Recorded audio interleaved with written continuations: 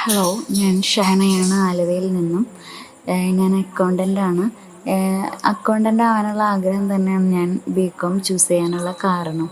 ഞാൻ ആദ്യം ബികോം ചെയ്ത ആളായിരുന്നു, പക്ഷെ എനിക്ക് അന്ന് അത് കംപ്ലീറ്റ് ചെയ്യാൻ വേണ്ടി പറ്റിയില്ല. എൻ്റെ ജീവിതത്തിലെ ചില സാഹചര്യങ്ങൾ കൊണ്ട് അന്ന് എനിക്കത് കംപ്ലീറ്റ് ചെയ്യാൻ വേണ്ടി പറ്റിയില്ല.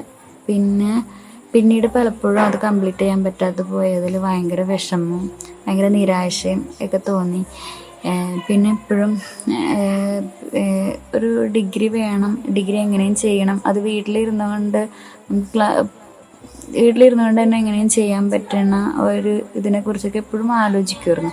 അങ്ങനെ ഇരിക്കെ പെട്ടെന്ന് പ്രതീക്ഷിക്കാത്ത സമയത്താണ് എനിക്കൊരു ജോലി കിട്ടണത്.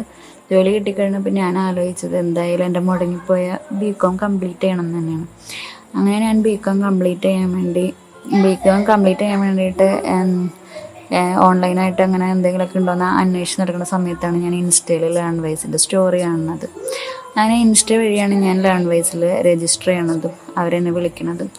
ഈ ലേൺവൈസ് വിളിച്ച ആ ഒരു സമയത്താണ് ഞാൻ ഇഗ്നോനെ കുറിച്ച് കേട്ടിട്ടൊക്കെ ഉണ്ട്, പക്ഷേ ഇഗ്നോയുടെ ഇമ്പോർട്ടൻസും ഇഗ്നോയുടെ സർട്ടിഫിക്കറ്റിൻ്റെ വാല്യൂവിനെ കുറിച്ചൊക്കെ ഞാൻ കൂടുതലും മനസ്സിലാക്കണത് അങ്ങനെയാണ്.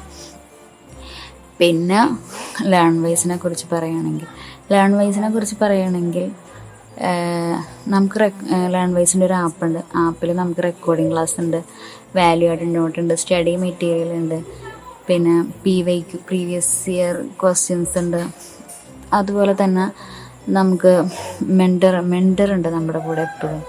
മെൻറ്റർ എന്ന് പറഞ്ഞിട്ടുണ്ടെങ്കിൽ നമ്മളുടെ ഇപ്പോഴത്തെ സാഹചര്യം അനുസരിച്ചെന്ന് പറഞ്ഞു കഴിഞ്ഞാൽ സ്വന്തം ഇരുന്ന് ക്ലാസ് കേട്ട് അതൊക്കെ ഇരുന്ന് പഠിക്കുക എന്നൊക്കെ പറഞ്ഞു കഴിഞ്ഞിട്ടുണ്ടെങ്കിൽ ഇച്ചിരി ബുദ്ധിമുട്ടുള്ള കാര്യം തന്നെയാണ്. അപ്പോൾ അങ്ങനെ പറയാൻ കാരണം എന്താണെന്ന് വെച്ചാൽ നമുക്ക് വീട്ടിലെ കാര്യങ്ങളുണ്ട്, നമ്മുടെ കുട്ടികളുടെ കാര്യങ്ങളുണ്ട്, അതിനിടയിൽ നമ്മുടെ കാര്യം നോക്കാൻ തന്നെ നമ്മൾ കുറച്ച് മടിയിടിക്കും.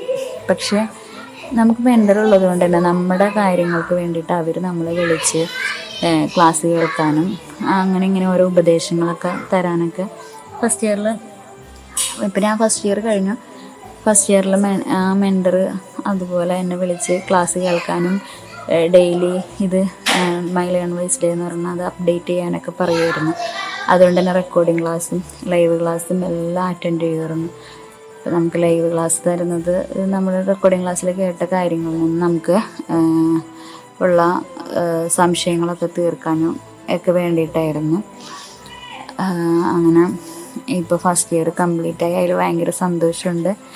ഇനി സെക്കൻഡ് ഇയറും ഫൈനൽ ഇയറൊക്കെ ലേൺവൈസ് വഴി തന്നെയാണ് ഞാൻ ചെയ്യാൻ ഉദ്ദേശിക്കുന്നത്.